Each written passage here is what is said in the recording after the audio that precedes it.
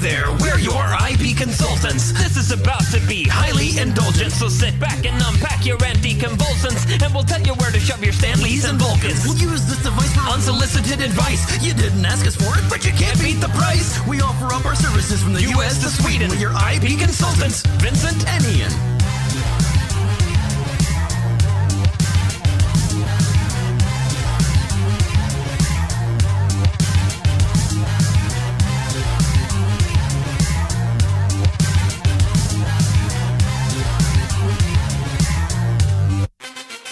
Hello, everyone, and welcome to episode 1 of IP Consultants Podcast. We are your IP consultants. My name is Ian.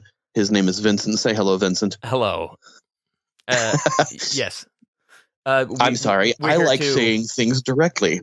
Right, and we're here to give unsolicited advice, basically, to major media corporations on how to take care of their intellectual properties in a way not just take care, but how to, in our completely unbiased and unsolicited opinions, how to improve these properties. Because we see a lot of these properties, a lot of these nerd properties, these genre properties, and we see how they're failing, how they're not doing well, and we know, or how they're doing well but could improve on things. Absolutely. And we know with our combined experience how much more they could be improved. Yes, our that's experience what we're doing. Of watching movies. Exactly. Our experience of being people who like nerdy things. This is going to be completely not only unsolicited, but highly unprofessional. Yes, exactly. We have no idea what we're talking about except for the fact that we watch movies and have opinions about them. Exactly. So, this is right up front. We're going to let you know that we, the IP consultants, don't know what we're doing, but this is our unsolicited advice. Yes, exactly. I guess we'll just jump into the topic of this first episode. Yeah. So for the first episode, we are talking about the DC movie universe, which briefly, I say briefly, and it was about 5 years, that everyone was calling it the DCEU, the DC Extended Universe. Well, everyone except for them. Except for DC. DC was the only one not calling it that. And they weren't calling it anything. With a journalist? Yeah, I believe it did. And now DC has officially released the name of their movie universe as Worlds of DC, which is a good move. Let's just take a moment to appreciate that they made a good decision here, because we're not going to be biased and say that every decision they make is bad. They make bad decisions. No. They also make good decisions, and we should yes. definitely acknowledge that DC has a history of mixed decisions. Mixed decisions is probably the best and most accurate way of putting that. Absolutely. I'm not a person who hates everything that DC puts out. Absolutely. Me neither. I would say I grew up more of a DC fan than a Marvel fan. There were a couple of Marvel properties that I was as a kid a fan of, but DC I was fan of the universe. And I was reading mainly 70s comics because they were hand-me-downs, and there was also nearby the only comic book store was a used bookstore that also carried old comics. And the big comic boom in Sweden was in the 70s. I live in Sweden. So so a lot of the comics that I read as a kid were DC comics from the 70s specifically. So that's my era of DC. And then I got into the cartoons, obviously, as well. So that's also something I'm a big fan of. I guess you'd call it the DCAU. If it's the 90s shows in that, then yes, that is the DC animated universe. Yeah, yes. That's something I got. You're talking about like the later Justice League cartoons and the Superman animated series and stuff like that. Yes, and Batman Beyond. You're now making me realize how much older than you that I am, because when I was a kid and I got into DC, it was with the Superpowers action figures and the Superpowers and Super Friends cartoons that were on TV. I did not grow up affording a lot of action figures. I was happy to achieve limited amounts of Lego every once in a while, and I was fine with that. There wasn't Lego Batman when I was a kid. No, they had Lego Pirates. They had Lego Ice Robin Planet. Hood type thing. Yeah, and but the Lego things weren't getting into licensed properties. Right, now we're already off topic. Actually, kind of not, because Warner Brothers produces the Lego movies, and true. One of the best DC movies they did recently was Lego Batman. Yes. Absolutely, that's that. So we're kind of on topic. Yeah. So back to DC. So they've been trying to build a DC universe kind of after in the wake of the Nolan movies, which I have mixed opinions of. There are some real highlights in those 3 movies, and there are some real lows for me personally. There are moments where I feel like this isn't Batman, and there are moments where I'm like, yes, that's the Joker. It's a lot of push and pull of that. Absolutely. And I completely agree with that. But I think DC's filmic universe, where they're trying to, for lack of a better way of saying it, play catch up with Marvel. That started with Man of Steel. Began with Man of Steel, absolutely. And in my personal opinion, that was a severe miss. I agree. I would agree, and I would add to that, viewing that movie in a vacuum, separated from any knowledge of Superman, I would point to that movie and go, it's fine. But knowing anything at all about Superman as a character, I find that movie completely on the wrong track. And I think I would describe that movie as a great movie for people who hate Superman. Absolutely. I completely 100% agree with that. Because I think that movie did a really good job of convincing people who are predisposed to dislike Superman to like Superman, because he fits their idea of a hero as opposed to the Superman idea of a hero, which I think is a more interesting concept. Well, here's the thing is Zack Snyder wanted to make a modern version of Superman, because he's like, well, in today's society, Superman would not be this Boy Scout. He wouldn't be this always smiling hero. And we're like, wait a second, we're going to call bullshit on that, because we're reading Superman right now, and that's exactly what he still is. Exactly. So to try to make him something that he's not, try to make this thing that doesn't fit his character, the only moment we actually get Superman that we expect is at the end of the damn Justice League movie. But we're not there yet. Yes. Well, I completely agree with you on that point. I think we're going to be agreeing a lot. We don't know each other very well, by the way. I should tell this to our listeners. We are like casual acquaintances on Facebook, and that's about it. We know each other through mutual friends in a very small music community.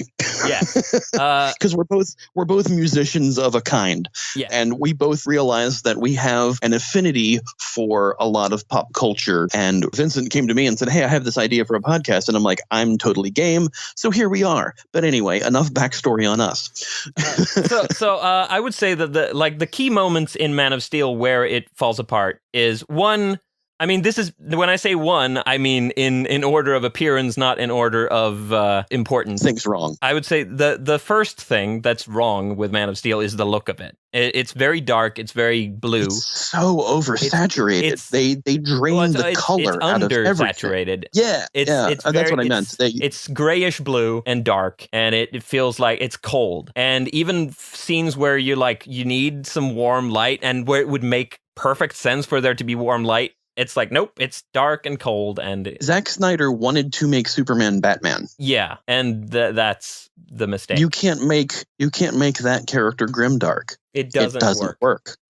So go ahead with your thing, because I'll have my complaint. The kind of second major thing, other than adding a bunch of unnecessary elements of backstory that don't really connect with the character, there's a key moment, I would say, is when Jonathan Kent is telling Clark Kent that maybe you should have let those kids on that bus die. Yeah, that was about to be the point I was going to utter and stopped myself, because holy crap, Jonathan Kent at all in that movie. Yeah, and then after that, we see Jonathan Kent again, his moment of there's a dog, right? Is there a dog in the situation? There's wind and there's a dog, I think. There's a tornado. Right. And I think there's a dog. And I think there's a dog or somebody in the thing. And I think Jonathan goes back and saves the thing. Clark offers to help, and Jonathan is like, no, because they're gonna know. And it's like, no, they're not even paying attention. Like, there's no reason to say that, first of all. Right. And then he basically refuses to let Clark do anything, and he goes right into the danger where he knows he's gonna fucking die. And he's like, no, don't save me. I'm gonna die. And then he dies. Right. It's like there's There's no logic to that moment at all. Basically, Jonathan Kent in Man of Steel is a hyper-paranoid sociopath. He is also a representation, in a way, of Ayn Rand philosophy. Because there's this idea of, like, don't help anyone. Don't help. Yes. Stop helping. Helping is bad. Just worry about yourself. Don't help. He's got a copy of The Fountainhead right by his bedside that's autographed that he reads the funny every thing night. is I found out Zack Snyder, and this is after I've been saying this for years, that it's very Ayn Randian, that movie. Zack Snyder wants to make a movie of The Fountainhead. He has said as much. And I am not surprised, but I'm like, how did that guy get to make a Superman movie? Because, like, that philosophy aligns 100% with Lex Luthor, not with Superman. No. So the idea of someone with the philosophy of Lex Luthor making a Superman movie, it's like if Lex Luthor made a movie to convince people why Superman is someone not to be trusted. It's like a propaganda film made by Lex Luthor. Man of Steel is the 100% anti-Superman movie, which you're exactly right. It's as if Lex Luthor made a Superman movie and why you should fear him and why he's not a good guy. And naturally, the only movie we could get from Man of Steel, from the way that Superman is presented in that movie, is Batman versus Superman. Right. Yes. You know, because that's the only logical follow-up. You've got this and even then entirely too powerful being who's not really helping people, demolishes a goddamn city in his fight with Zod. Yes. And then snaps his neck. And snaps his neck. And then kisses someone over the rubble. Yeah, because there's totally a relationship that developed there. That didn't come out of nowhere.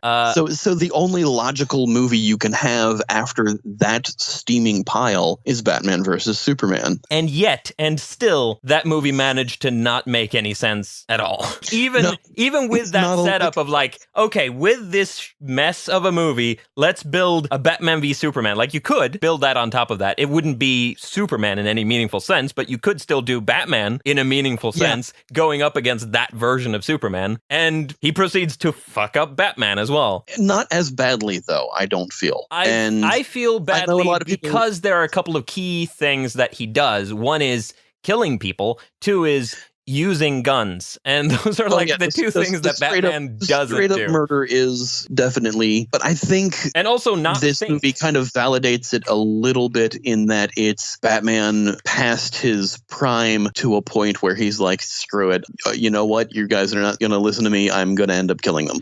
Which is not good.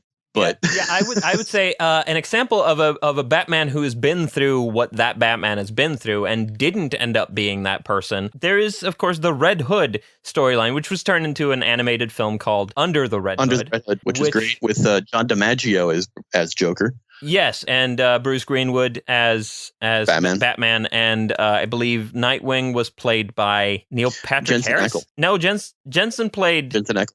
He played the Red Hood. Oh no, he played the Red Hood. You're right. Nightwing was Neil Patrick Harris. Yes. You're right. So that film, great film, animated movie. If we didn't say that, yes, it's an animated film. It's good, and it all is like based entirely around a central conflict between Batman and the Red Hood about the idea of revenge and killing people, and this whole idea of like Batman will not, even after Robin has been beaten to death with a crowbar, even after that, Batman refuses to consider the possibility of killing someone, and he explains it, and also there's this idea of like Batman's trauma and all of that stuff that drives him, and all of that makes the character a rich and interesting, fully developed character, and when you take that away from him, and when you go, oh yeah, Robin was killed, and we've of course found out from Zack Snyder's Sins that Robin wasn't even Jason Todd. It was Dick Grayson who was killed. So because he was killed, Batman is now not Batman anymore, essentially, psychologically. He's a different character. Yeah, exactly. And to me, like, if you're gonna make a movie about a like vigilante who goes around killing people and brands them and does all this shit, like, make a Punisher movie. Like, that's who the Punisher is. That's not who Batman is. That's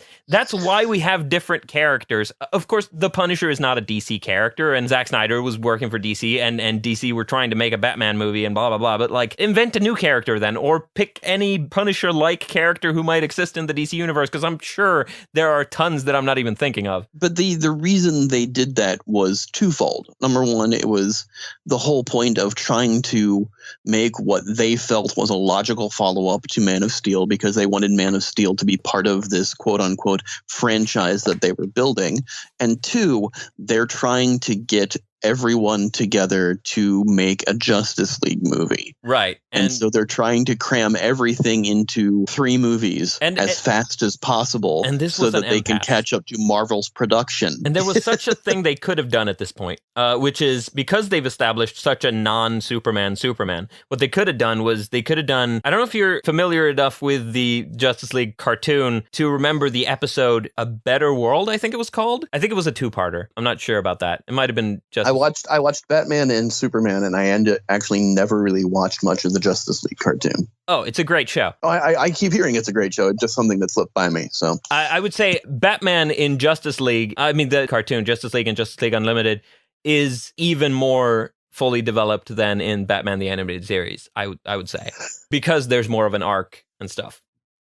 Absolutely. Okay. Because obviously Batman the Animated Series is very episodic. It's very sort of this story and then this story. And it's a lot like he's being a detective and solving mysteries, which is a big thing of Batman. But also in Justice League, we get more of a character arc. And you get more of a through line. Yeah. So you get to follow the character more and get more in depth on the character. But in Justice League, there was an episode or 2-parter called A Better World, where it starts with a scene of, I think Lex Luthor is president and Clark is in his, he's Superman. Superman is in his office, in the Oval Office, and he's basically berating him or whatever, and then he just straight up kills him. And then we find out this was a parallel universe. And then we end up in a conflict between a Justice League gone bad in one universe and a better Justice League in the main DC animated universe. And there's this clash between 2 Justice Leagues. This has also been done in another, in an animated movie. They did Crisis on 2 Earths, where there was the Justice League, and then there was I think it was the Crime Syndicate, or one of the other evil versions of the Justice League. They came into conflict, and it all ended with a showdown between Batman and Owlman. They've done it in video games too, with the whole Injustice series. Yeah, and obviously they've done crisis events in comics and stuff. So that's a thing they could have done around that time to fix the DC universe, instead of doing Batman v Superman. To at least fix the one movie they had put out, which was Man of Steel. Right, yeah. Or they could have ended Batman v Superman a little differently and then led that into Justice League, A Better World. And maybe not try to cram Wonder Woman in Batman v Superman, or the little snippets towards Flash and Aquaman and Cyborg. Which, by the way, Wonder Woman, great movie. Wonder Woman, fantastic movie. I mean, yes, okay, it's the Captain America movie, just a war earlier, but it works. But it absolutely works, and the Captain America movie works, so why not copy that format? But no, the Wonder Woman actually has a lot more to it beyond it being a relative clone of the Captain America movie. But I think Wonder Woman is something that we both agree on, is that movie's great and fine, and you don't really need to change anything about it.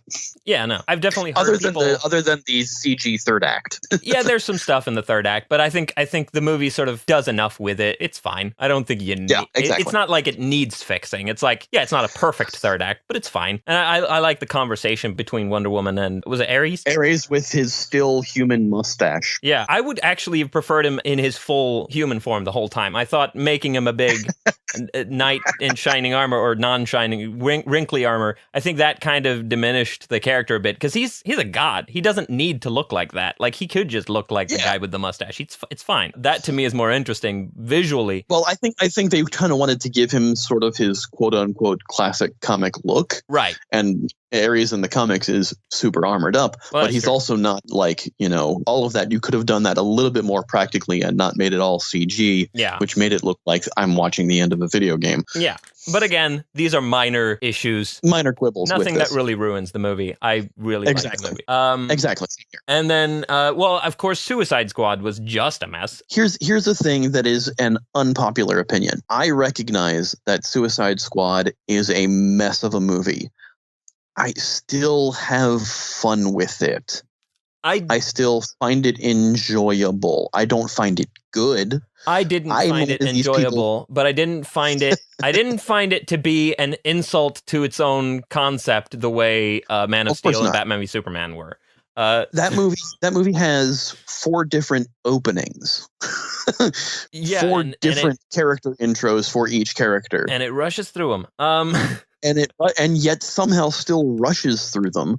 We're introduced to Slipknot without one of those introductions, and we're like, well, clearly he's cannon fodder. Yeah. And then he immediately becomes cannon fodder. Yep. Spoiler alert for people in case you haven't seen this for some reason and decided to listen to this podcast. But I think Suicide Squad was trying to desperately do what Guardians of the Galaxy had just did, and even with the music selection through the movie. Yeah. And it was such a mishmash of everything because it didn't have a solid idea, because they were like, well, the Joker's going to be the villain. Well, people are kind of reacting badly to the Joker look and everything.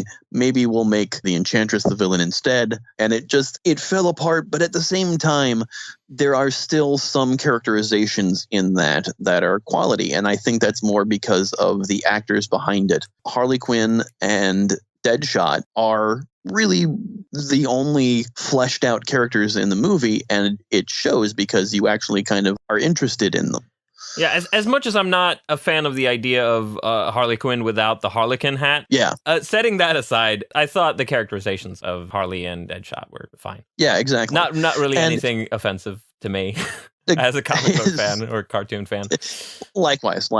And one of those things that is irritating about both Suicide Squad and Batman v Superman is that both of those movies have an extended cut of the films that actually make the movies make a little bit more sense.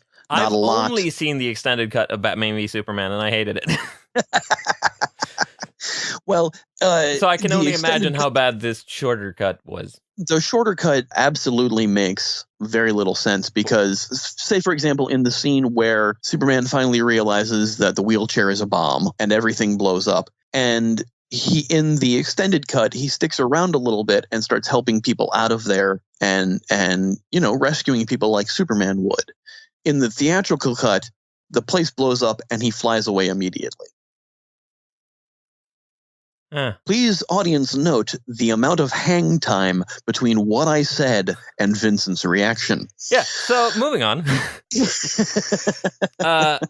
We were in Suicide Squad, and the extended cut of Suicide Squad gives us a little bit more Joker and Harley backstory, which for comic fans is unnecessary, but for movie fans who are experiencing these characters for the first time, it added a little bit of a layer of understanding, but at the same time, it didn't. I don't know which cut of Suicide Squad I saw, actually. It seemed to be more fan service pandering than anything else. The extended cut of Suicide Squad doesn't really add anything to the original cut. Oh, I did watch the extended cut. I just looked into my backlog of what I've watched, and I have seen the extended cut of Suicide Squad. So I guess that's what I saw in both cases. Yeah, and which is, honestly, I kind of prefer the theatrical cut of that movie. Both of them, again, not great movies, but still ones I had fun with and enjoyed. But, the extended version of Suicide Squad is just kind of overlong, whereas the extended cut of Batman versus Superman is overlong, but at least some things are slightly more understandable, which is terrible because you shouldn't have to go to an extended cut of your movie on Blu-ray after it's already hit theaters to understand the movie. By the way, movies in theaters should be the definitive version, and studios and directors tend to not agree on that shit. So true.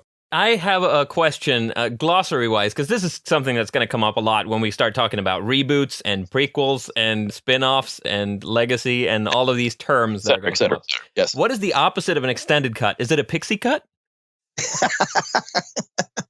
The technical opposite of extended cut is the theatrical cut. Well, if the theatrical cut is if the director's cut is shorter than the theatrical cut, well, then it's just the director's version. It's just the director's cut. Yeah, because there have been. Well, what do you call the airplane cut? Is that a pixie cut?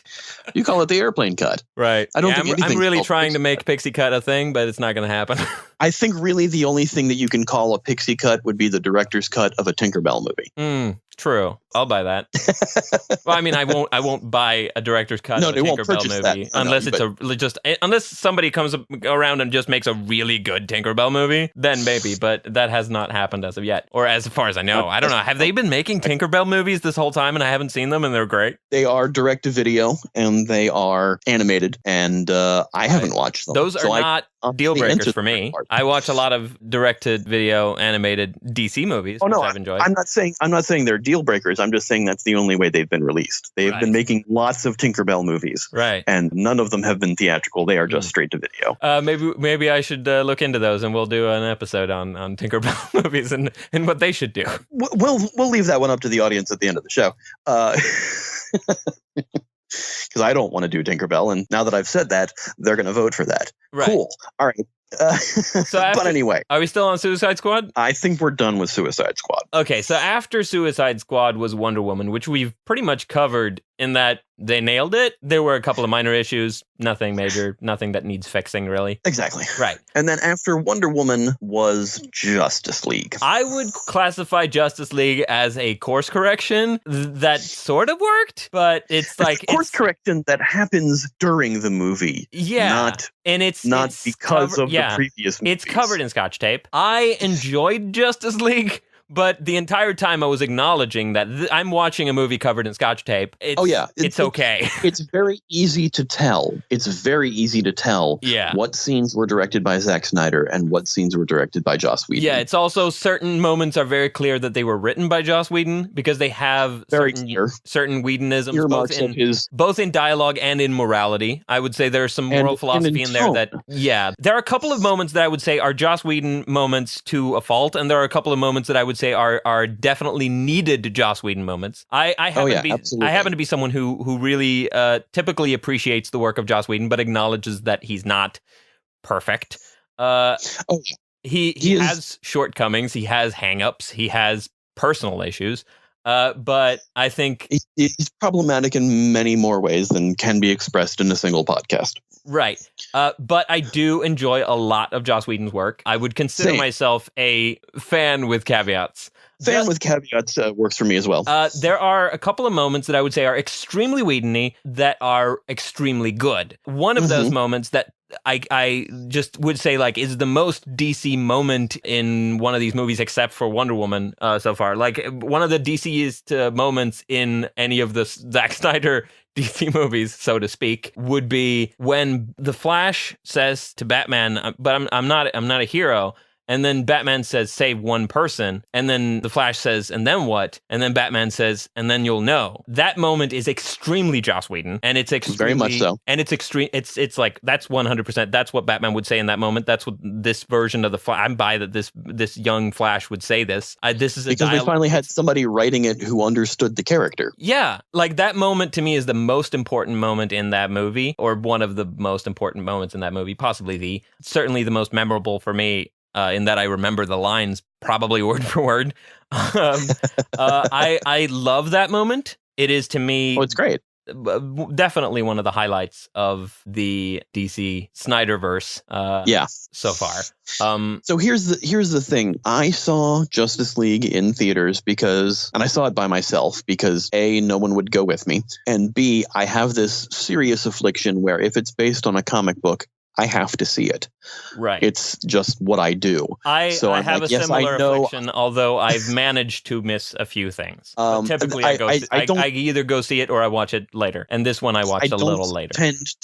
I don't tend to own everything. I tend to own most things, but I will say I do not own Man of Steel. But that said, I saw Justice League in the theaters and I didn't hate it. I really actually was entertained by it. And all of my friends really hated it, really just said it was an absolute piece of shit and didn't like it. Because I went in there with completely super low expectations and came out a little surprised by it, by how much of parts of it that I really enjoyed. Then I watched it again right after watching Infinity War. And in my second viewing of it, I enjoyed it less. And I don't know if that's clouded by the fact that I had had just seen Infinity War the day before, or if because I was able to kind of like not be in the theater environment and just kind of be seeing it at home and listening to the dialogue a little more closely and going, not a lot of this works. And you're like you said, it is totally held together by duct tape. And well, I said Scotch tape, but yes. Scotch tape, duct tape. It's sellotape everywhere. Bits of glue dripping off of it. Somebody Paper put clips. a piece of gum in there. It's just held together with sticky stuff and hope. Yep. And it's and because and the of hope that, is the most important part of it. absolutely, because that's where we get Superman from. Yeah. But honestly, and we finally kind of do get Superman. And we finally a kind of little do, bit and in this movie. that's one of the great moments of that movie. And everybody can talk endlessly about how terrible the CG is on Henry Cavill's face, trying to get rid of that mustache. We know that stuff. Yeah. Honestly, it was noticeable, but it didn't pull me 100% out of the movie. What pulled me 100% out of the movie was the tonal shifts between this is clearly a Zack Snyder directed scene, this is clearly a Joss Whedon directed scene. Yeah. Because I'm one of those overly analytical pricks who notices and comments on bullshit like that. Yeah, the thing is, And also, I went into it completely expecting those shifts, and I got them. I got exactly what I expected in terms of those jumping from style to style. But I could feel like, oh, this is where this needed to happen. This is where oh, this one was unnecessary. This one was okay. And it's like overall, I accept that it was necessary, given the fact that I assume that the movie wouldn't have worked otherwise, because I've seen the previous two Zack Snyder DC movies and they didn't work. Exactly. And here's the thing. There are so many people complaining and asking for the Zack Snyder cut. Yeah, that doesn't exist. Of Justice League, and that's a thing that does not exist. Yeah, there is no Zack Snyder cut. There was an assembly cut, and the assembly cut was an assembly cut, and the assembly cut isn't because finished. that's what an assembly cut is. It's an unwatchable piece of everything just in a pile in chronological here's everything order. we've shot so far. An assembly cut is here's everything we've shot so far, so we know what scenes we need to put in to finish the movie. Yeah. And that's what Joss Whedon was brought in for. Yeah. And he was also brought in for because, honestly, let's get down to brass tacks here. He was brought in because he did the Avengers, and they wanted Justice League to be their Avengers. Yeah, they wanted it at least to work. He was brought in because at least one person at Warner Brothers was going, you know what, guys, Snyder's done these first two movies, and yes, they have done really well theatrically. They've made us money, but the fans don't like them. So maybe we should have somebody who knows Zack characters. Snyder fans like them. Oh, yeah. Well, here's the Superman thing. and Batman fans don't. No, exactly. I am a somewhat Zack Snyder fan. I love his previous work. With some caveats. His Dawn of the Dead remake. I have love not that. seen it. I love that movie. I love 300. I have seen that. I thought it was okay. I thought it was very stylish. 300 is where we got the Zack Snyder style, which is let's have a slow motion moment during a fight scene and have all the fights be extremely over choreographed. And that's kind of what brought and everything's very visual down. Yeah, and it's all about moments and not necessarily about earning them.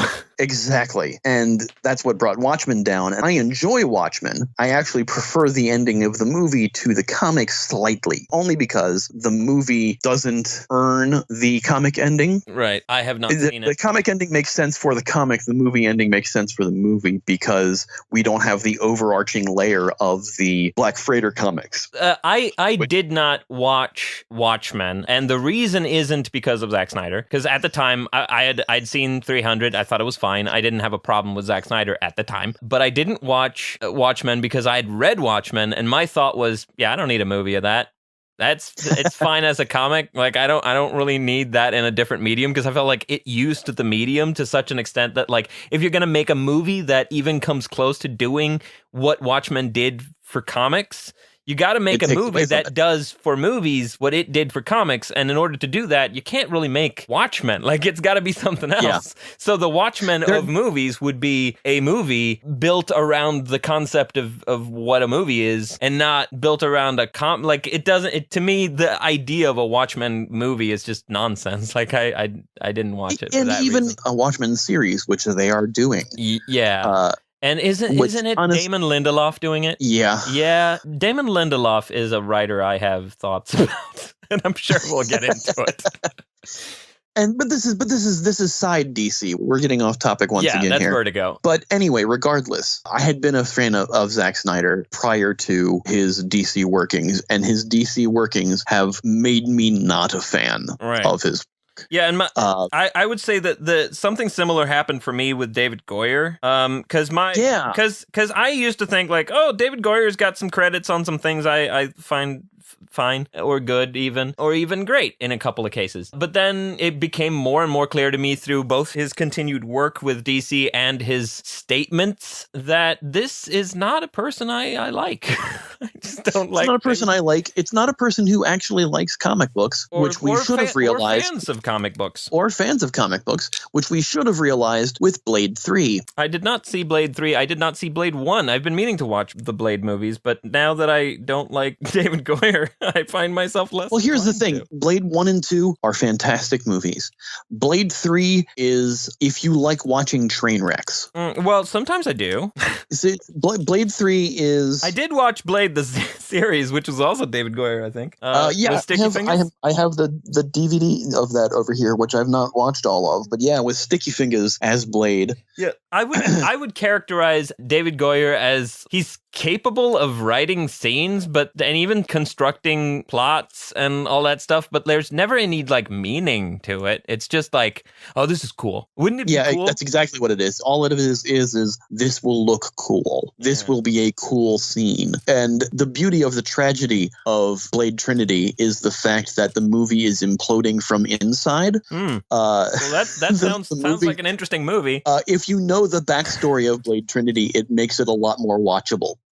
Because basically Wesley Snipes did not like what David Goyer was doing as a director and wanted to be referred to only as Blade. Would not come out of his trailer for shots. So the majority of Wesley Snipes in that movie isn't Wesley Snipes. It's his stunt double.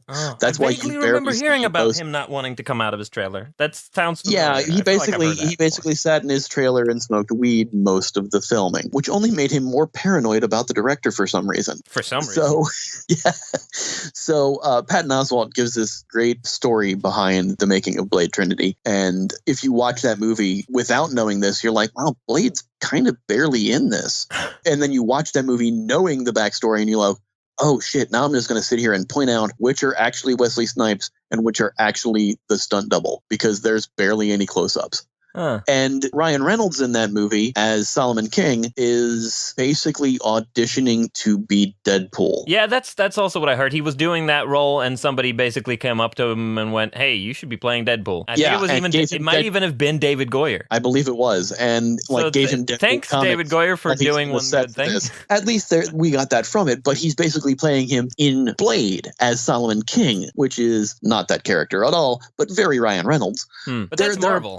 But that's Marvel. That's off topic again, but kind of on topic because we were talking about David Goyer. True. But back to where we were. So we've gone through DC's worlds of DC movies. They've got a few lined up. They've got Aquaman, Shazam, Joker, Wonder Woman 1984, and Birds of Prey. And Harley and Joker. That's not listed on this page that I've got, but that might also be true.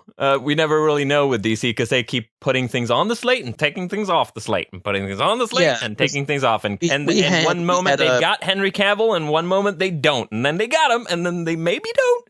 And one moment they got Ben Affleck and then maybe don't. Ben Affleck has recently said he wants to do one more Batman movie, which we're all assuming is going to be the Batman movie that I can't remember the name of the director at this point. It'd be fun if it was just a straight adaptation of like that condensed, solidified, crystallized version of the cartoon The Batman, where they like modernized Batman. That'd be kind of that'd be interesting. With Joker with really weird hair and with dreadlocks, because they're a gang of Jokers. No, it's one Joker. What Batman cartoon am I thinking of? You're thinking of Batman Beyond. That was a gang. No. Oh, you're right. Yes, that's what it was. But it does look like dreadlocks on the Joker in the Batman as well. Like massive dreadlocks, or like it's kind of like a non-curly version of Sideshow Bob's hair. Yeah, Bob Terwilliger. Yeah, it's like that. sort of. Anyway, Directed by James Wan, Aquaman has a couple of trailers out. this new 5-minute trailer, which is basically a preview, shows full scenes and shows full action scenes where there's this one sequence in it where Arthur Curry, Aquaman, and Mera are being chased by Black Manta and his troops. It looks like a And video game a little bit, which is it looks like a video game a little bit, but at the same time, there are follow cameras in it as far as the one guy running through the building that are visually entertaining. Yeah, it's impressive. I'm not saying it as a bad thing. I'm just saying it looks like a video game.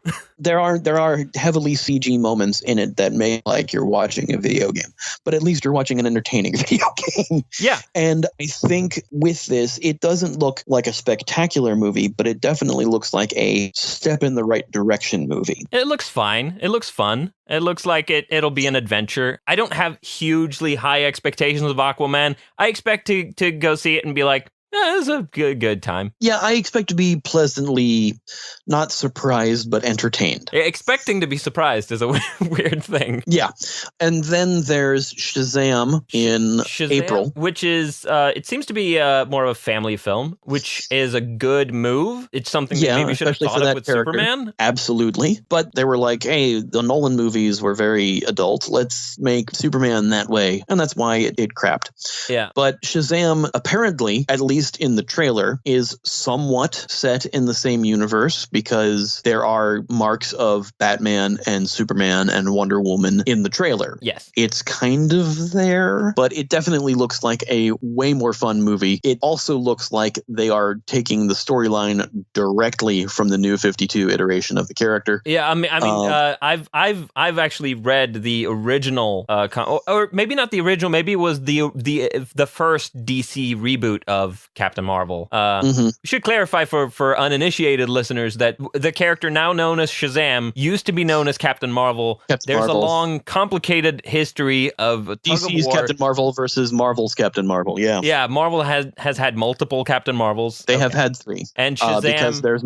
is, of course, the original Captain Marvel. Yes. That who DC lost the name through lots of complicated processes. Yeah, and it was not created by DC. It was bought by DC after DC sued the company Fawcett Comics for copyright infringement because he was too similar to Superman. This was at a time when superheroes were a new thing. Yes, this was well back into the 40s and 50s. Yeah, this was like a year after Superman debuted, I think, or something like that. Yeah. Might have been less than a year. He was Captain Marvel up until Crisis on Infinite Earths, and then the character was changed. Oh, I thought it was New 52, but no. He hasn't been called Captain Marvel since the 70s or 80s, whenever Crisis was. I forget now. Yeah, I haven't been super keeping up since the 70s with the comics. I've read the occasional comic, like a storyline or something, but like it's really hard to get into like an interconnected universe late. And I tried to get into the New 52 and I didn't really get into it. I tried to get into Rebirth and it was a lot at the same time. So I couldn't quite get into it. Right. But yeah, I've poked my head in the DC comic world every once in a while, but I've mostly been paying attention to the animated side of DC. I watch every DC animated movie that comes out, although I'm a little bit behind now, I think, because I'm watching them with a friend and we're not always like in the mood to watch DC animated movies. Sure. But every once in a while we'll watch them. The recent ones haven't been spectacular. They've been mixed, I would say. They've been very mixed. Killing Joke and Harley Quinn are, I'll be frank, not good. I would agree. Not good. Harley Quinn, I thought it had some things that I thought were fine, and Killing Joke, I thought had some things that I thought were fine, but I didn't think either of those movies really lived up to the level that DC animated movies can reach. Exactly. I would agree with that. I did really like Gotham by Gaslight. I enjoyed that too. So, I believe that, though it is very far separated from the comic. Yeah, that's what I heard. I haven't read Gotham by Gaslight. That's like by Mike Mignola, right? Or Mignola? The cover's by Mignola. Oh, I thought he was entirely No, it's Augustine is the writer on that. I actually have it on my shelf here. But yeah, no, it was the first Elseworld story before they even called it Elseworlds, and it was written by Brian Augustine, and the covers are Mike Mignola. He does the art in it too in some of them. Right. Yeah, maybe that's what I was thinking. Pencils. Mike Mignola does the pencils, but Brian Augustine was the writer. Right. Yeah, I enjoyed that. I've enjoyed a number of other DC animated movies, and I'm really looking forward to the return of Young Justice animated series that got delayed because of, I'm guessing because of Titans, because they don't want to overshadow it, because they want to build hype for a show that nobody gives a fuck about. Yeah, that's the other thing that we should talk about as far as DC is DC Universe's online streaming service and what Titans is. Yeah, we'll probably get into that. But we were talking about Shazam. We were. And Shazam, to me, looks very promising. I can't say that I'm like certain it's going to be good because it's a trailer, but it looks good. But it looks fun. It looks entertaining. I love Zachary Levi anyway. And it looks like it has heart, which to me is like the most important thing about DC. The thing that's been missing from all the DC movies. Yeah, well, not all of them. Let's be fair. Save Wonder Woman, yes. Yeah, Wonder Woman had it. Moments of Justice League had it. The Joss Whedon directed moments of Justice League had it. Yeah. But Shazam definitely looks very promising. Yes. After that, we've got Wonder Woman 84. The Joker is... Or is the Joker coming out before that? Maybe. I know it's filming, and Wonder Woman is also filming. I thought Wonder Woman 84 was coming out before Joker. It might be. And Wonder Woman 84, I've not seen a lot of. I've seen none of it. A trailer, obviously. I've seen like maybe a picture or two. Yeah, that's pretty much what I've seen. I think I've seen a picture of Chris. Yeah. A picture of a Chris. Pine, probably. Yeah, that would be the one. Anyway, the thing about Wonder Woman 84 is that it takes place, obviously, in the 80s. Yeah. In, obviously, 1984. Yeah, the year that Ghostbusters came out, the year that Teenage Mutant Ninja Turtles, the comic book, came out. Yeah. Good year for pop All culture. of these, I'm sure we'll talk about those topics. Year. Oh, I'm sure. But the shot of the quote-unquote, I don't know if it was a promotional shot, I don't know if it was a poster or what, but it's Wonder Woman standing in front of a bunch of TVs. And I'm wondering if 1984 also refers a little bit to the novel 1984, not just the era that sure the movie it does is to set. some extent. That would be really cool if it does, and very much an allegory for things that are going on now. Yeah. So that could be really cool. Yeah. But as far as us being IP consultants, the question is, should they be progressing with the worlds of DC, because I almost said DCEU, as it is currently, or what can we do with these upcoming slates after these movies to help improve them and make them something that people are going to want to watch? Yes, and make them more consistent and save the brand, let's say. Save the brand, yeah. Because I think they're on a bit of a good track. They're on a bit of a good track with the three that I've mentioned. Yeah. But after that, we've got Joaquin Phoenix in Joker. I think it's pronounced Joaquin, but yes. That's what I said, Joaquin. He is a decent actor, but he is not who played Joker in the previous DC movies. Well, I believe Joker is an Elseworlds type of thing. And that is what's going to confuse the public. Sure. Here's the thing. Comic book movies aren't just made for comic book readers. That is true. You know, comic book movies serve a dual purpose. They are there for the comic book readers to go to the movies and enjoy and spend money on. It's also meant to be a little bit more broad. Yes. So that people who are not comic book readers can go to these movies, understand them, and enjoy them. Yep. You don't need to have read the comics of Iron Man or Spider-Man to enjoy the Marvel movies. That is true. DC movies realize this and don't realize this in the exact opposite ways they should. Do go on. They want to make characters that appeal to everyone, but because they miss the hearts of the characters, which is what gets the comic book readers involved in them, they alienate both classes. Yes, except for the select few who are like just except for the ones we pointed out. Yes. Well, I mean, fans. There are fans of even bad ideas. That's true. And let's acknowledge that, and let's say fans of bad ideas are not bad people inherently. They just have bad taste. No, they just have bad taste. I myself admit I like bad movies. Oh, me too. I like bad movies. It just bothers me when they're bad movies that misrepresent characters I am predisposed to liking. Exactly. And that is what the major failing for DC's movies is. Oh, by the way, they've also got Birds of Prey in pre-production, which could be interesting. You mentioned that, because I want to say one thing about Birds of Prey because before we go deep into the future, because Birds of Prey contains a character named Black Canary. When I was a kid reading DC Comics from the 70s, not in the 70s, I was reading in the 90s, 20-year-old comics. It's a thing.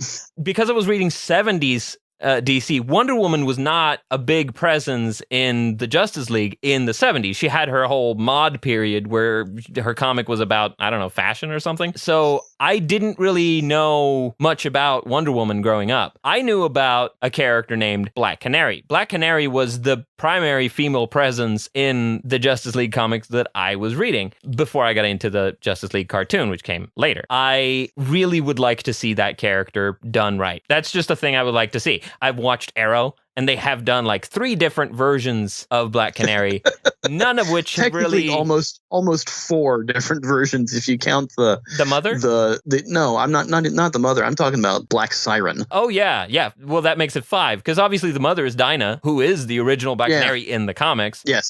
Well, I mean, Laurel's middle name is Dinah, so that's how they do that. But that's in the comics as well. Laurel's supposed to be the second, and then they added Sarah, and they of course killed Sarah and brought her back as the White Canary. I like the White Canary. I think the White Canary is a good character, but she's not the same character as the Black Canary. And I don't think any of these characters... And the new Black Canary they have on now, who was a cop and her undercover name, and then her real name happens to be Dinah, and you're like, how many Dinahs are you going to have on this show? Yeah. And... Arrow is one of those shows that's cheesy by trying not to be cheesy. I would classify that as a show that it really wants to be a David Goyer show, but it's a Greg Berlanti show, which means it's, ham-fisted and obvious and. But here's the thing. I got into the DC TV series with Flash, and I went back and watched Arrow and enjoyed Arrow when I went back to it. Although watching it currently, I still haven't finished the last season because it just got too much. I watch all of the Greg Berlanti DC shows, even though I acknowledge that they're all deeply flawed shows. But I'm desperately clinging to any sort of half decent portrayal of DC characters because I really want DC to succeed. And I want to make that clear to any Zack Snyder fans out there. I am not anti-DC. I love DC fundamentally, and I want to see them make good decisions. And that's why we're doing this episode. Exactly. Same here. So here's the thing. The slate coming up is Joker, Birds of Prey, and what else? This page doesn't really list anything after Birds of Prey, so I don't know. But there's a bunch of things floating around that they may or may not do. Yeah, like they've been talking about the rumored. They've been talking about more Batman, more Superman, the Flash, Flashpoint movie. And Flashpoint is where I want to hone in on. This is going to be a major part of this episode, I think, because I think. Well, I mean, we don't have to say that much about it. We've already been talking for an hour. Yeah, but we've already been talking for an hour. Yeah. I think the Flashpoint is, in a sense, a potential solution to all of their problems. And at the same time, a bad idea. Like, it's both a good idea and a bad idea. Because, you can't really start the Flash with Flashpoint. But at the same time, you can fix the DC universe with Flashpoint. Exactly. That is exactly what I was going to say. Because for those unfamiliar with Flashpoint, the comic, Flashpoint is basically how they reset the DC comic universe because of an event. Movies. They did the Flashpoint Paradox was the name of the movie. Yeah, and basically it's Barry Allen, the Flash, runs back in time and changes an event in his past where his mother was murdered. Right. And by changing this sends a ripple effect through the entire universe. Ruining everything. And changes things. Ruining everything. Instead of Bruce Wayne's parents being killed by Joe Cool. Joe Chill. I think Joe Cool, and that's Snoopy. Joe Chill. It's Bruce who gets killed, and Thomas Wayne becomes Batman. Right. And becomes a more brutal Batman. Right. Superman's ship crashes in Metropolis rather than Smallville, And so he gets taken in by the government and never becomes Superman because they keep him locked up to be studied. Right. Stuff like that happens. And Cyborg's in it, but Cyborg's basically Superman, but he's like a government-made hero. And all these other things that basically sends this ripple effect through the universe that fundamentally changes the universe. There is no Flash in that universe because Barry Allen never got struck by lightning because he was never being a criminologist because his parents were never killed. Right, but he's there now because he ran from a parallel world, essentially. Because he ran from a parallel timeline. Yeah.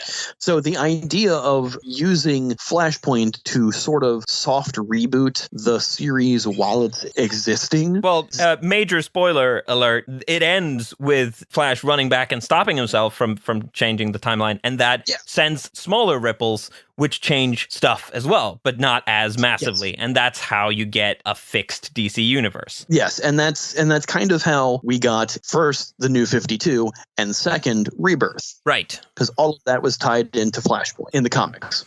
Yeah. To do that into the movies, to sort of soft reboot things, is an idea. I won't say if it's a good or bad idea. I'll just say it's an idea. Yeah, it is an idea.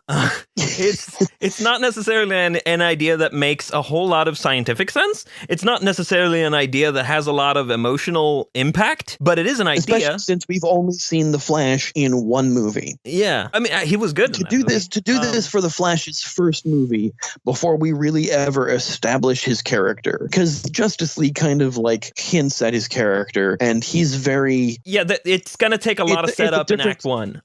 He's going to have to run back in time at the midpoint of the movie. I don't know exactly how you would structure it. Maybe the midpoint, or maybe just have him run back in time at the first act break. Just have the first act be establish everything and just have him be really miserable, and then run back in time and fix everything and ruin everything, and then spend the whole But that's what they did with the TV show. The TV show touched on Flashpoint. Yeah, and did kind of a Flashpoint Light. They did Flashpoint Light because Batman and all these other characters don't exist in that universe yet. Right. And so when they ran back and he changed things, and that fundamentally changed things in the DC Universe TV shows. Right. In the Berlantiverse. In the Berlantiverse, if we're going to call it that. Snyderverse, Berlantiverse. I hate terms named after directors. But, Greg Berlanti's a writer and producer, isn't he? Yes, we're splitting hairs here. Yeah. But on purpose. But yes, it's what the show is for. It's obviously entertaining. But to have him do that on the TV show, he resolved his mistake in the first episode, and then the entire rest of the season was him living with the repercussions of what he called Flashpoint, where he fundamentally changed his own past and then changed it back. But because he changed it back in the way that he did, where he had to stop himself, is what sent different ripples through.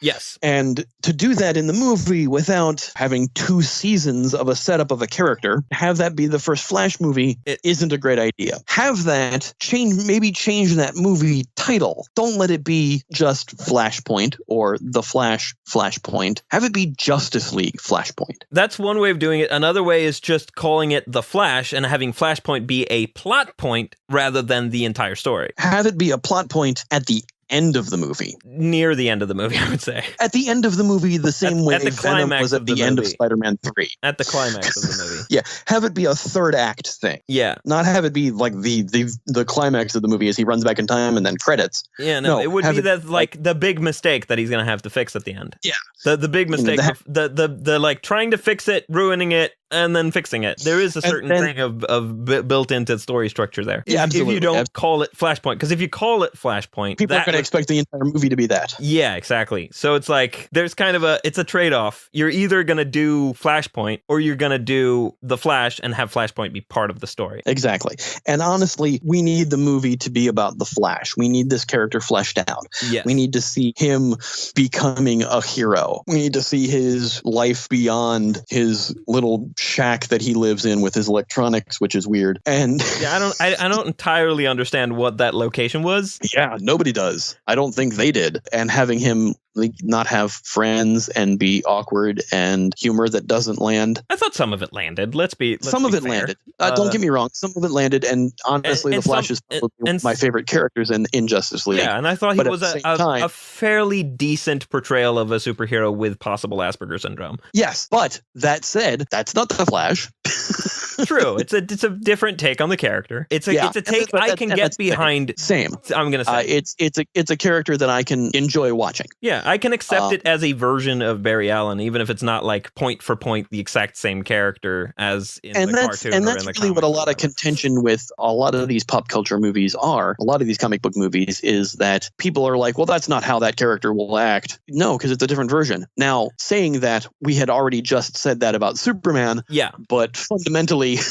Well, the thing is, it's all about like what is the core aspects of the character versus what are things you can play around with. Like if you look at a character like Superman, it's like, are there things you can play around with Superman? Are there things you can't play around with? I would say the core like moral philosophy of Superman is stuff you don't mess with. But like moral philosophy, yes, the specific personality quirks of Superman, you can bend and do stuff with. Like you can go, is he actually clumsy because he's distracted by other stuff, or is he pretending to be clumsy because it helps him with his cover? Like stuff like that is stuff you can play with. With Barry Allen, I think like there are certain core aspects, like the things that he cares about that drives him, that you can't really bend too much. But then stuff like, does he have Asperger's syndrome? Well, like, I'd buy it. Like, I'm okay with that. Yeah, exactly.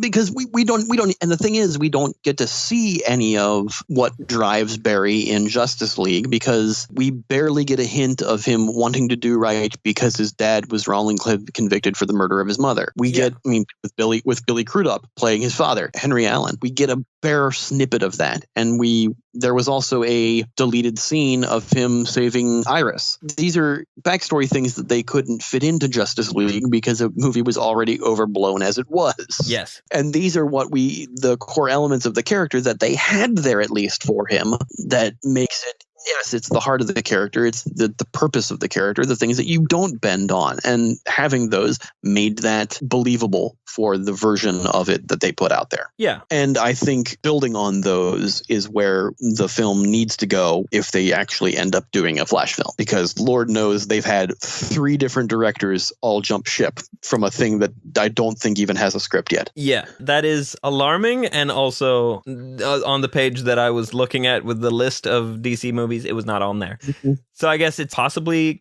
confirmed, possibly unconfirmed that they're doing a Flashpoint movie, but I guess we'll have to see. But it is a possibility that they can fix everything with that movie. So a lot rests on it in a way. Yeah, definitely. But I think the Joker movie will serve to complicate things. I think it will as well, and not only because it breaks away from the continuity, because I think the fact that they're now calling it Worlds of DC is a sign that they're aiming toward possibly playing around with having Elseworld stories. Yeah, multiverse. So that thing is like, I'm not too worried about that aspect of it because I think that can work, but I don't like the idea of a quote unquote Joker origin movie because to me... Oh no, absolutely not. The best part of Joker is that we don't know his origin. Yeah, because the thing is, the Joker is an unknown quantity. He's this guy who shows up and does stuff and you're like, why are you doing this? Who hurt you? And it's like, it's good that we don't know who hurt him because it's the question is more interesting than the answer. And it's like Batman is a genius detective. He can solve any mystery, but he doesn't know who the fuck the Joker is. And if he doesn't know who the Joker is, we don't need to know who the Joker is. We don't need to know stuff that Batman doesn't know about because it all centers around Batman in Batman stories. And the Joker is all about Batman. The Joker exists as a counterpoint to Batman. So to make a story that not only is a Joker story without Batman, but is a Joker story that tells the origin of the Joker that Batman doesn't know about is like, it seems pretty pointless. It's kind of, I'm sorry to break off from the main topic, but X-Men Origins Wolverine, and this is something I've talked about before in a video that does not exist anymore because it was on blip.tv and it has disappeared. I still have it on my hard drive probably, but I went on long rants about what's wrong with X-Men Origins Wolverine, and I would say the main thing that's wrong with X-Men Origins Wolverine is a thing that people don't talk about, which is it answers a mystery that is entirely built around what a character wants to know. And it ends with that character not knowing the answers. So it's giving us essentially spoilers to a mystery story, right? Because Wolverine's story is built around this idea of like, he doesn't know. He doesn't know who he used to be. He doesn't know if he volunteered or was forced into it. He doesn't know why he is what he is now. He doesn't know why he's angry all the time. He doesn't know what they made of him or why. He doesn't know these things. And if he doesn't know these things, we shouldn't know these things, because there's the possibility that someday you could potentially tell the story of him finding these things out and having to make a choice like, do I want these memories put back into my head and risk becoming the person I was before, who might not be a person I like? Or do I choose not to have these memories put back into my head and never really fully know myself? Like, that's an interesting psychological question and a philosophical question. And that question can't be asked and answered anymore because the story's been spoiled by that fucking movie. So that movie essentially ruined Wolverine. Of course, Logan, good movie, but it's not the endpoint that was set up for that character. Because the endpoint that was set up for that character was him going and finding the answers, or looking for the answers and choosing not to accept them. But here's the thing that bringing that up brings up for me is that the X-Men universe had a soft reboot in the way that I would DC say the are X-Men kind of trying to do. I would say the X-Men movies are constantly having soft reboots because they have no canon. They are like Red Dwarf in that there is no such thing as canon. I fully expect X-Men movies to contradict each other. I have no expectation of X-Men movies as long as they are in anywhere connected to the two continuities that they've done so far. I say continuities very loosely because there's no continuity. There's no continuity. And here's the thing. They started to have a continuity because they had the first three movies, and the first three movies were only meant to be three movies. And the third movie tried to put everything in the third movie. Yeah. And then they were like, well, these were popular. Let's do another one. So they did Wolverine Origins, which was not a good choice. Although I would say they also went wrong in the third one in a lot of ways. No, they went very wrong in the third one. But continuity-wise, they majorly went wrong in X-Men Origins Wolverine. Sure, but they course-corrected with First Class. First Class was set before everything, and we're like, okay, these are clearly, First Class is clearly building up to make them the characters we knew from the previous movies. Then Days of Future Past did an actual retcon, did a comics retcon. Yeah, they rewrote history. They flashpointed it. They flashpointed it, and that was my point, is that the previous four X-Men movies, X-Men 1, 2, 3, and Wolverine Origins, now do not exist in this universe. Right. Because Days of Future Past has rewritten that. True. Which is weird, because between Wolverine Origins, then First Class, and between First Class and Days of Future Past was The Wolverine. Yeah. And the end scene of The Wolverine is Patrick Stewart and Ian McKellen as Xavier and Magneto pick him up from the airport to do Days of Future Past. And that's set in the early 2000s, and then suddenly Days of Future Past is in like 2075. Yeah. Yeah, that's what I mean when I say there's no canon in X-Men. No, the canon is such an open barrel. You could fit a country in it. Yeah, it's loose canon. X-Men is a loose canon. But that's not DC. But the thing is, but my point is, DC so far is doing that because Justice League, of course, contradicted Batman v Superman and Man of Steel by going, "Oh, everybody loved Superman." Yeah, exactly. So we're already in that territory. Batman v Superman almost set that up a little bit. I mean, he had a statue in the middle of the city. Yeah. Whereas, like, wait, why would you build a monument to the man who caused all that destruction? Yeah, that was weird. So yeah, they're already in kind of X-Men territory in terms of like not having canon, but yeah, they can make a canon thing that they should be emulating. Well, yeah, no, the X-Men model is not a good model you should follow to do. We have movies in a row that happen in 4 different decades, and the characters don't age between them. Yeah. Don't follow this model. Yeah, no, it's if you want to build a continuity, you can't model it after negative continuity. Yeah, but I think the idea of doing an in-universe soft reboot like they kind of did with Days of Future Past is what they're aiming for, or at least they should be aiming for it. Yeah. Because honestly, we don't know, because Flashpoint isn't a thing yet. Yeah, But and it might never be a thing. It might never be a thing. So as far as us being IP consultants, are we going to now give them suggestions for what they should do? I think that's with the point slate of that the they podcast. have. I know, but I'm giving you a setup is what I'm saying. Well, the movies that are already being made, they're being made. There's nothing we can do about the movies being made. We could go back and go, oh, here's how you fix Man of Steel. Like, I've got it's ideas. Pointless now. It's out. There's no point to doing that. Yeah, we might do it in the future. If we run out of ideas, we might start giving ideas of how to fix things that are already too late. But in terms of what they're doing, Aquaman looks fine. Shazam looks promising.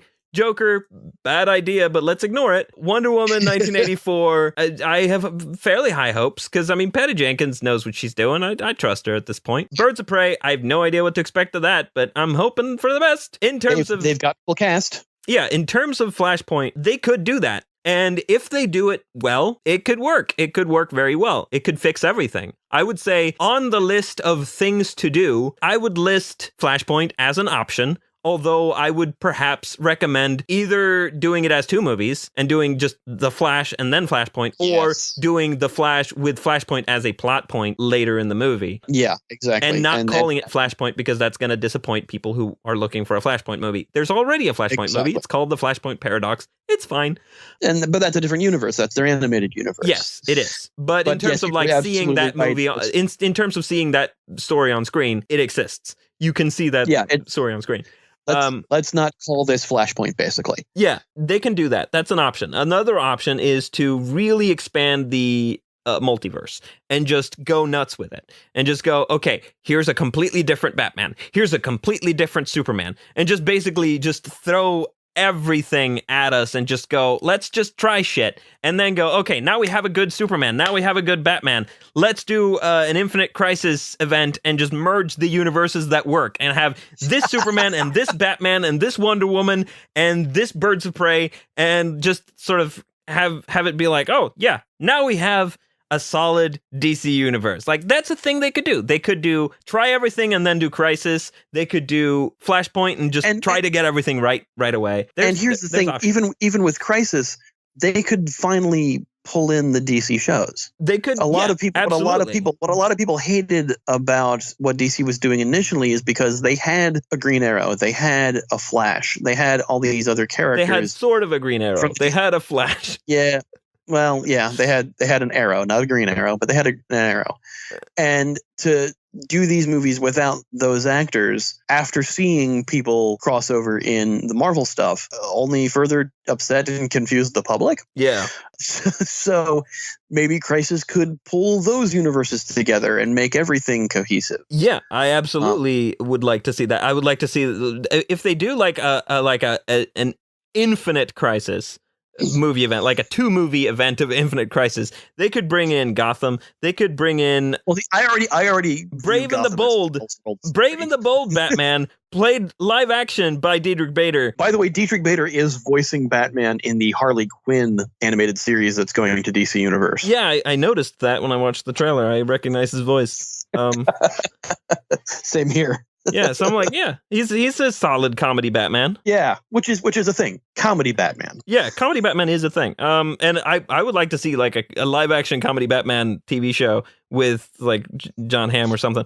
That'd be cool. But yeah, comedy Batman is a thing, and they've tried that before. They've tried it and done it well, and they've tried it and done it not well. Batman and Robin didn't work. Lego Batman worked. Batman 66 worked. Brave and the Bold worked. So like comedy Batman can work. Doesn't always work. It's all about doing it well and knowing what the hell you're doing and not like mixing things that don't go together. Unless that's the point. That's the whole problem with the DC, the worlds of DC, is they're mixing things that don't go together.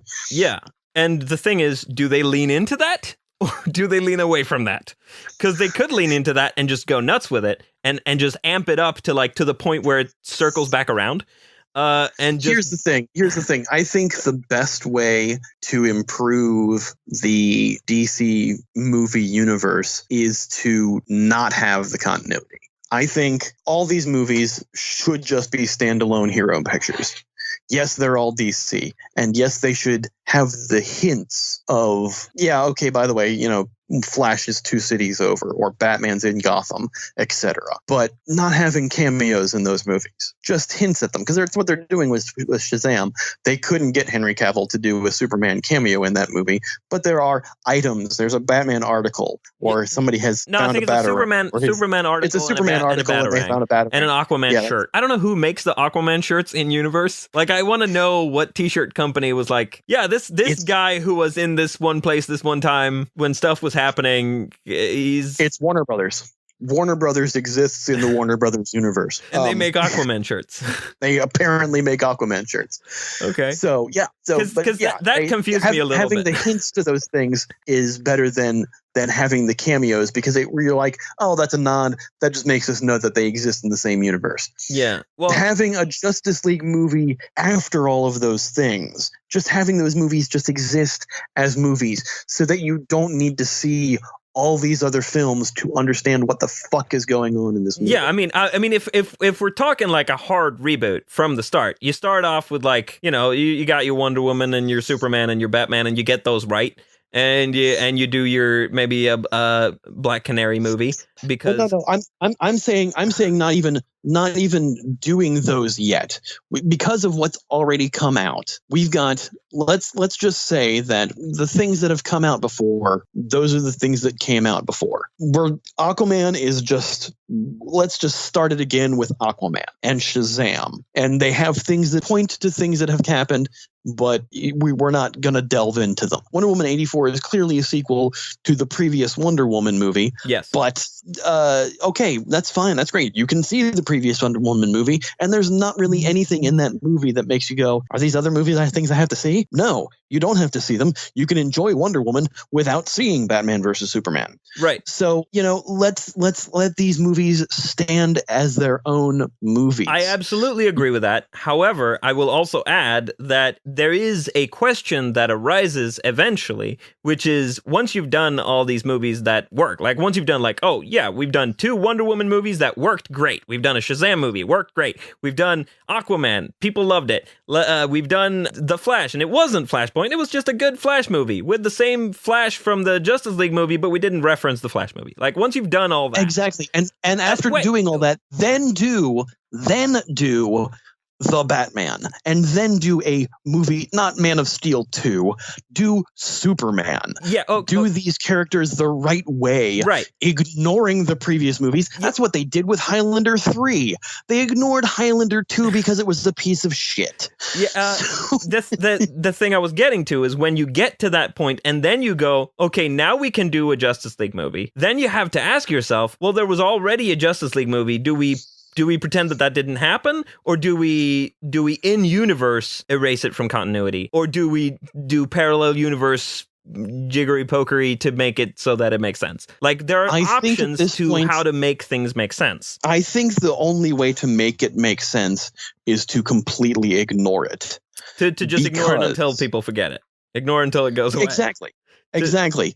Do DC solo movies for, let's say, 5 years, and 5 years of solid solo stories with hints at a larger universe without making the larger universe, because that's exactly how Marvel did it. They gave us hints at a larger universe without directly saying, oh, by the way, this is going to connect in this big movie where everybody teams up. Well, they did have Iron Man show up in Hulk, but then they had a different Hulk show up in the Avengers. But that was hints. Yes. Okay, that was little teases after the fucking credits. Yep. That's not in the movie proper. Yeah. You can still watch the movie and enjoy it and not see that and know that you're not missing quote anything. That's true. So make solid solo DC movies and give it maybe 5 years so that those previous movies have been forgotten, and then just make a new Justice League, make a new Superman. Because, using another example of what's happening, the new Halloween movie coming out this month is a new Halloween 2. Yeah, it's just called Halloween. Now we're getting back into glossary because I thought of this recently, and I would call this a system restore. Yes. You know how a reboot is when you start over from the top and you ignore everything and you go, let's just start over. That's a hard reboot. A system restore is when you go, oh, these early ones, that happened. These later ones, didn't happen. I would call that a system restore where you restore it to an earlier point. There are other things that have done that. Highlander does it. Highlander. I don't know why I'm drinking Highlander twice, but there was another thing. Online. Kind of. Terminator's doing that. Yes, they're doing a new Terminator 3. Right? Basically, yes. This will make the third Terminator 3 because there's Terminator 3 that James Cameron had nothing to do with, right? And Linda Hamilton had nothing to do with. And then there was Terminator: The Sarah Connor Chronicles, right, which takes place right after Terminator 2 and then retcons Terminator 3 completely out of the continuity. And then now there's the new movie, The Terminator, or actually I think it's just Terminator because I think the first movie was called The Terminator. Yeah. Terminator, which James Cameron and Linda Hamilton are back in and basically doing their version of Terminator 3, ignoring the other movies. And it happens all across media now where they're going, you know what, we're going to pretend that one didn't exist. Superman kind of did it once too. With Superman Returns, kind of acknowledged Superman and Superman 2, but not Superman 3 and 4. Superman Returns just ignores 3 and 4. Yeah. But again, this is what we're saying is do solo movies until the other ones are forgotten so that you can make these new movies and go, yeah, those ones, they didn't count. Yeah. They started to count and then we realized they were shit, so we're not counting. And in the meantime, you can do TV shows where you can explore characters you would otherwise put on the shelf. Like you could do a TV show of Superman. You could do a TV show of Batman. Yeah. It's not like these are super expensive concepts to nail. I mean, they're expensive in terms of owning the rights to them, but they own the rights to them. Yes, exactly. But yeah, I think that's probably the best solution is to go, all right, we've got these movies coming out. They're kind of connected to the other things, but honestly, let's make them their own thing. Let's just keep moving forward. Let's not look back on what we did. And we're going to move forward enough to go, you know what? Now is when we can spin off into making everything come together. Yeah. And do we get into the specifics of specific movies, or no? That's for a later episode, right? Where we can go, okay, here's what the eventual Superman movie should be, or whatever. Exactly. No, that's not for this. This is just make good movies. Yeah. Stop trying to make everything together. Stop trying to make a good franchise and just make good movies. Yeah, one movie at a time. The problem with the DC movies is that every single one of them, with one or two exceptions, like Wonder Woman, are written specifically to be part of this bigger picture. And they're not good at that. Just write the movie that you're writing. Don't write it to connect it to another movie. Yeah. Just write the movie you're writing. Make that a good and entertaining movie. Make that a movie people want to see. Yeah, they will be inspired to see the next movie of a different hero. Yeah, I think everybody should learn from the Dark Universe in that you can't really make movies by making a franchise. You can make a franchise out of movies because that's what Marvel's been doing, and it's been working pretty well for them. And I'm not saying that because Marvel can't do any wrong, but because they've been making some decent decisions, and I'd like to see those kinds of decisions being made by others as well, but not necessarily the same decisions. Just don't make similarly good ones. Similarly good ones, exactly. The whole failing with The Mummy was that movie wasn't a movie. That movie was a setup for other movies, and it completely failed on every aspect. I did not see it, but I heard enough about it to sort of piece it together. Yeah, it's like the second Pirates of the Caribbean movie. The second Pirates of the Caribbean movie isn't a movie. It is just a 2-hour prologue to Pirates of the Caribbean 3. Which is also what could be said for the second Matrix movie. Yes.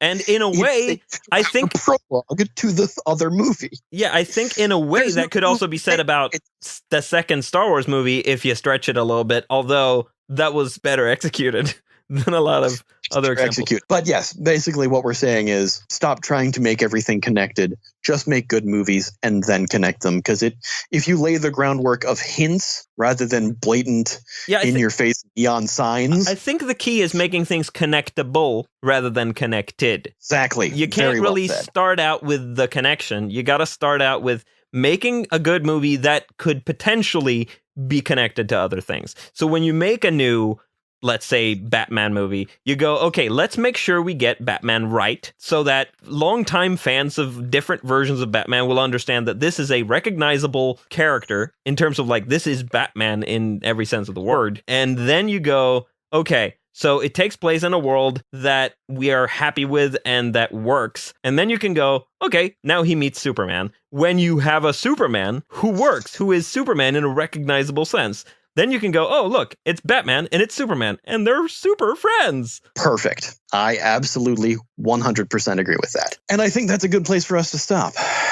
Yeah, I think there's not a whole lot more to say broad strokes. I think everything else that is to say about DC movies going forward is specifics. And we promise not to do that this episode. Not this episode, because honestly, we've been talking for well over an hour.